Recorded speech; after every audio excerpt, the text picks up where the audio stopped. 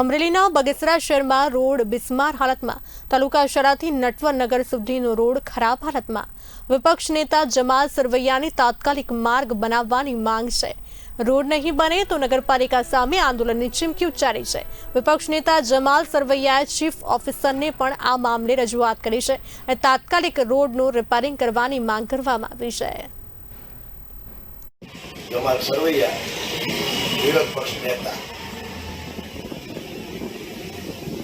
બગસરામાં છેલ્લા 2 વર્ષ થયા તાલુકા શાળાથી માંડી અને ઠેક લાલપુર લગીનો રોડ, જે રોડ ત્યારે હાવ બિસ્માર હાલતમાં હોય।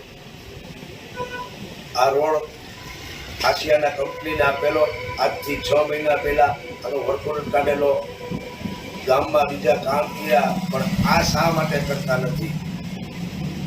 આ રોડ અત્યારે હાવ જર્જરિત થઈ ગયો હોય।